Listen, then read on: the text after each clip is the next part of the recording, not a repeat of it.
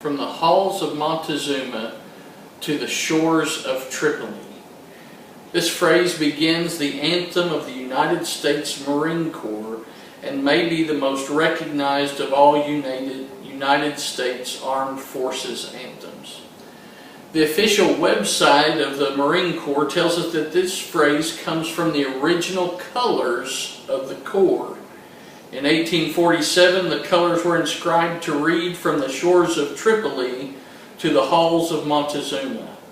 The original unknown author of the anthem reversed this order. The Marines in that famous picture from Iwo Jima have been a part of our United States military for a very long time.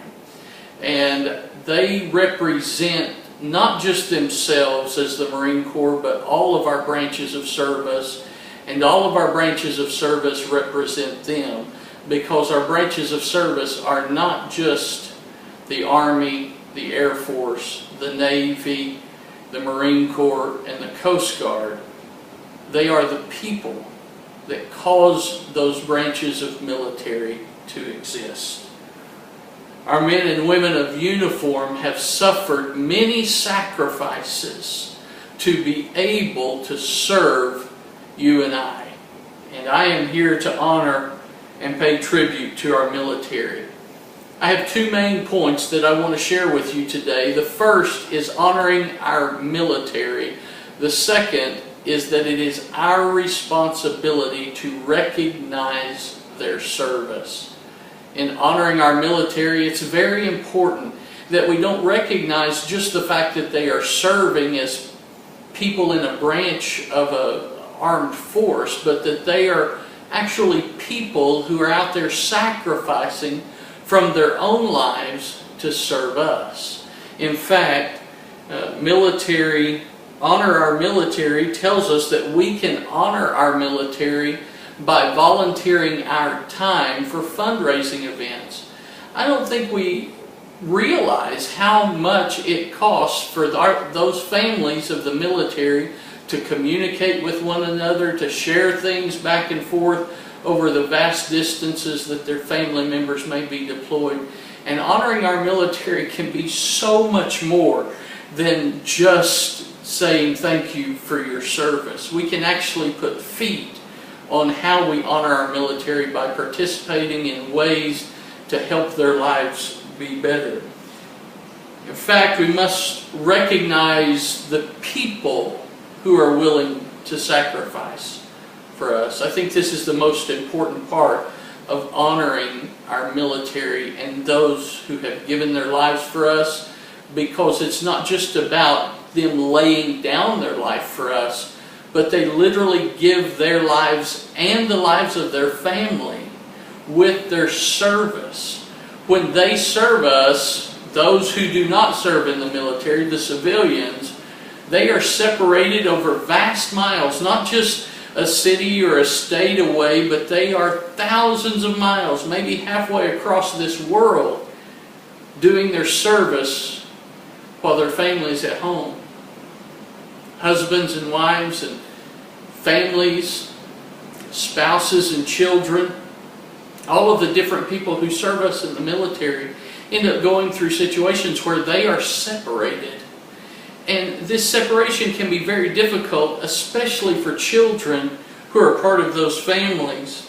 Military.com tells us children going through deployment experience the same difficulties and stresses as those who go through divorce. I don't know about you, but I have children. My children, could you imagine going every 6 months? Maybe they're on a 6-month deployment, they come back, things are normal for a while, then next thing you know they go back out. Maybe it's longer, it's a year, maybe it's a year and a half, maybe it's 2 years. And every time that deployment occurs, those children are going through those same difficulties of what we would call a divorce situation. Our military is made up of people.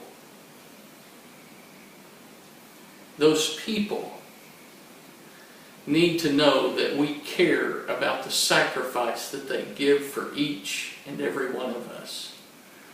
And I want to do my part to honor them. In conclusion, I want us to realize that the sacrifices of our men and women in military is not just about giving their life or putting their life on the line. It's the life that they live. It's their very existence. It's the fact that they are people who give their all for each and every one of us. If we are truly to honor our military, we must recognize them as individuals, not just branches of service. It is not enough to merely recognize their service with a gesture or an act, but rather to look them in the eye and see what they have done for each and every one of us, and see the people who are serving us and helping us to remain free. I want to close with this final statement that comes from a book entitled Fields of Fire. The character is Staff Sergeant Gilliland. And he says, it ain't what happens here that's important. It's what's happening back there. Lieutenant, you'd hardly know there's a war on. It's in the papers, in the college. Kids run around screaming about it, but that's it. Airplane drivers still drive their airplanes. Businessmen still run their businesses. College students still go to college. It's like nothing really happened except to other people. It isn't touching anybody but us. No more poignant words can be said. They see it day in and day out. They are the military. They are our family. And we need to honor them with all that we can and recognize what they have done for us. Thank you.